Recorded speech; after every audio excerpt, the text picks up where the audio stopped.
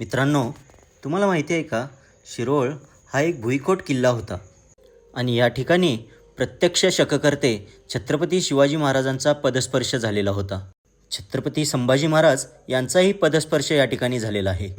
करवीर संस्थांच्या संस्थापिका छत्रपती ताराराणी साहेब यांचे तब्बल 90 दिवस या ठिकाणी वास्तव्य होते आणि त्यांनी या ठिकाणाहून राज्यकारभार केला. या ठिकाणी एक ऐतिहासिक शिवाजी महाराजांचा वारसा सापडतो. या ठिकाणी छत्रपती शिवाजी महाराज या शिरोळमध्ये आले होते याचा एक उत्तम पुरावा म्हणजे या ठिकाणी असलेलं छत्रपती शिवाजी महाराजांचं तख्त. शिरोळच्या इतिहासाच्या बाबतीमध्ये हे शिवाजी महाराजांचं तख्त आहे.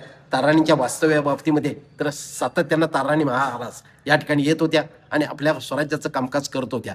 तख्त याचा अर्थ काही कालावधीसाठी, ज्या अर्थी 90 दिवसाच्या कालावधीसाठी, 3 महिना कालावधीसाठी ताराणी साहेब या ठिकाणी थांबल्या होत्या. याचबरोबर जर आपण हा तख्त जर पाहिलं तर याचं बांधकाम अत्यंत जुन्या पद्धतीचं, सागवानी पद्धतीचं आणि अगदी पूर्वीच्या काळामध्ये राजवाड्याचे जसे अवशेष असतात त्याच पद्धतीचं राजवाड्याच्या अस्तित्वाच्या स्वरूपामधलं हे बांधकाम तुम्हाला दिसून येतं. आणि या व्यतिरिक्त दुसरी एक बाब आपल्याला पाहायला मिळेल तर या ठिकाणी पुरातन काळामध्ये, त्या काळामध्ये युद्धासाठी वापरलेल्या तोफांचे अवशेष देखील आजही शिरोळ नगरपालिकेकडे, आजही दसऱ्याच्या दिवशी, विजयादशमीच्या दिवशी 5 वेळेला जी काही सलामी दिली जाते तोफाची, ती तोफ आज ही अजस्र स्वरूपामध्ये 2 गाड्यावरती, बैलगाड्यावरती आणि 4 बैलाच्या साहाय्यानं उडून किंवा वाहून नेणारी अशा पद्धतीची तोफ आज ही विजयादशमीला या ठिकाणी पूजन करून तिच्या बाबतीमध्ये सलामी दिली जाते.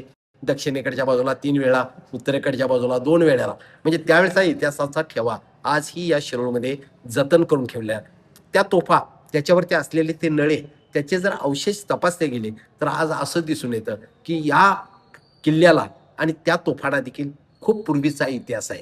म्हणजे खूप जुन्या तोफा आहेत. शिरोळमध्ये असे अनेक अवशेष अद्याप सापडतात ज्याच्या माध्यमातून छत्रपती शिवाजी महाराज आणि छत्रपती ताराराणी साहेब यांच्या इतिहासाला उजाळा मिळू शकतो. पण त्यासाठी अधिक संशोधन होणे गरजेचे आहे.